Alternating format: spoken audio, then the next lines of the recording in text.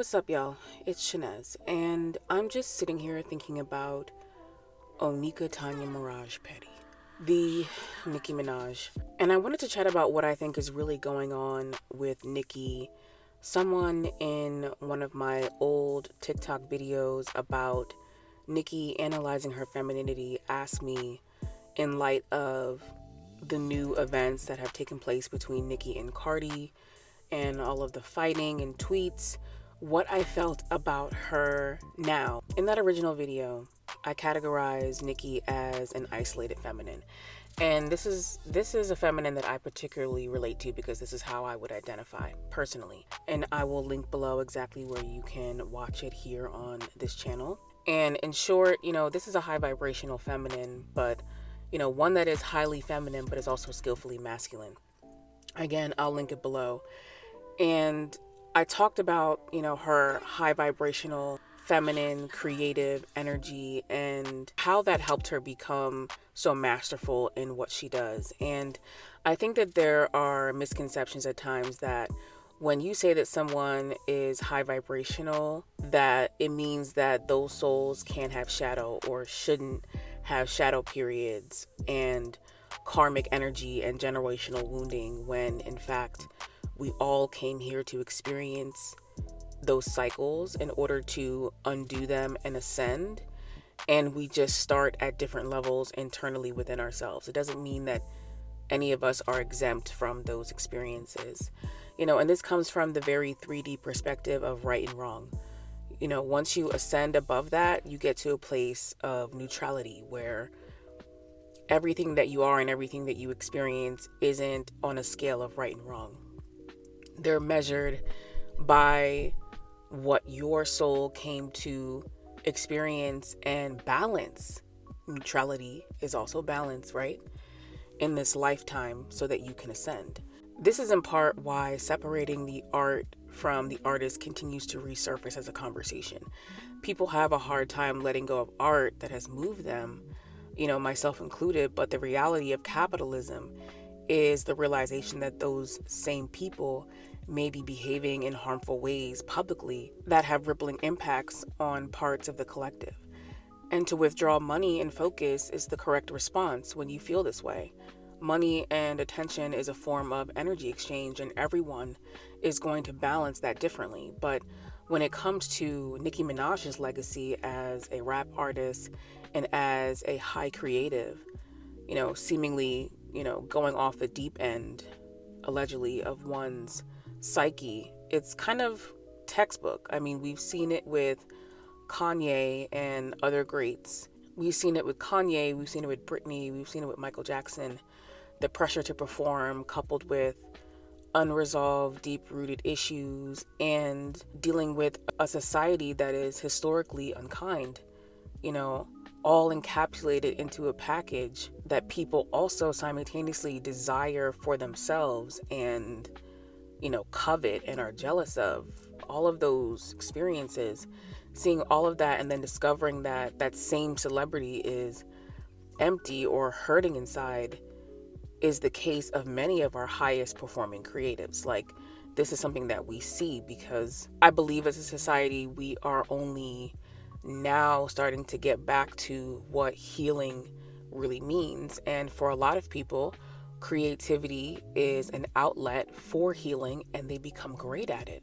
But you have to imagine that some of those people may have experienced great pain that has led to the alchemy of such beautiful, great creativity, because that's truly what alchemy is. And that's what emotional pain channeled in the right way becomes. That's the other side of the emotional experience, is the alchemy of creating something different. But what I think the commenter on my old TikTok was really asking me was, what is my spiritual opinion of Nicki now, seeing how she's behaving, and how would I categorize her? While I wouldn't change her feminine category, I do believe that spiritually, Nicki may be going through a collapse or a tower moment, particularly related to outdated coping mechanisms. And I also think that we are witnessing a battle of worthiness wounds between her and Cardi B. I'm going to spend the majority of these talking points on Nicki, though I will reference Cardi B and others at times. However, if you are interested in hearing my full opinion on Cardi, let me know in the comments. And just a reminder, these are just my energetic opinions on alleged claims made by public figures against one another. My point of view is not based in fact, just my own spiritual clarity. But overall, the entire persona of a rap girl in 2025 is a worthiness wound on full display. And this is what toxic masculinity has ultimately warped the rap girl into, because previously women who did rap music or hip hop music, from Queen Latifah to Eve to Left Eye to The Brat to Missy, had different aesthetics, right? But it wasn't until around Nicki Minaj's era and then after that that the aesthetic became very strict. And it really perpetuates a worthiness wound. If you want to be worthy for this record deal or for us to push your music, change your body, change your nose, get your butt done, change your wigs, show more of this. You know what I mean? And that is the system begging these women to prove their worthiness over and over and over and over and over again. So my overall spiritual opinion on the beef between Cardi and Nicki is two feminines with deep worthiness wounds who have been placed in their respective positions to trigger each other in their most deeply sensitive places, which are different for each person. There's something about Cardi as a mother that I feel like triggers Nicki. There's something natural about Cardi's experience with her children that Nicki, in my opinion, is triggered by. Maybe it's the way Cardi speaks love into her kids. Maybe that's not something she received from her own mother.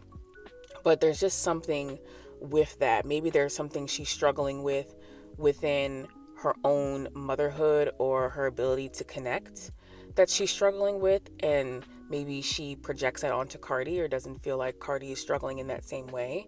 But I also think that Nicki's worthiness wound pervades her life and has been the ultimate downfall of her legacy.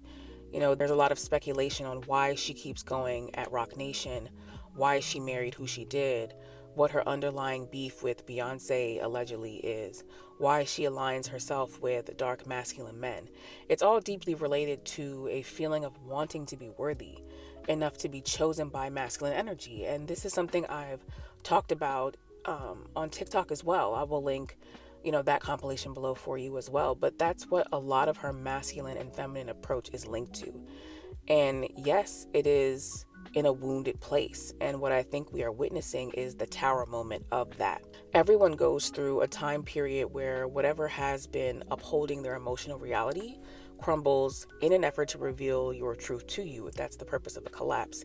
And a tower moment, not for you to think that you're failing, but for you to actually move forward to the next level. And if you saw any of the tweets, which I won't be displaying here, you might be tempted to take some of Cardi's alleged receipts on Nicki Minaj as potential truth areas where Nicki may need to seek healing. And I want to touch on that real quick. Cardi made reference to Nicki potentially experiencing CSA, childhood SA. And I want to say this is such a serious issue, because if these allegations have any truth to them, the kind of pain and soul rupture this causes in a person is extremely deep. And I think people with these experiences should be the ones to discuss their healing if they decide that's what they want to do. But for anyone dealing with that, from someone who has deep empathy for you and what you've experienced, I want folks to realize something. There's a lot one might create within themselves to protect their inner child and everyday emotional life from these kinds of memories. I think it's one of the deepest soul fractures a person might go through when this happens.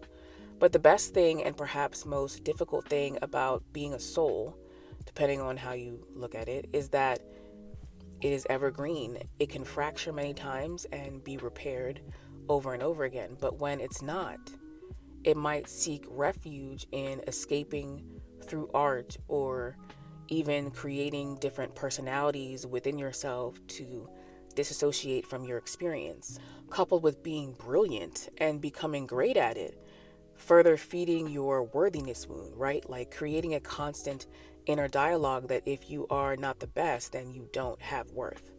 If you are not chosen, then you don't have worth. And what's crazy is, and what tells me that Nicki, despite all her flaws, still is a high level soul, otherwise she wouldn't be going through this at this magnitude, is that she experiences being rejected and being chosen at the same time, further challenging her to address how important being chosen by the masculine truly is to her.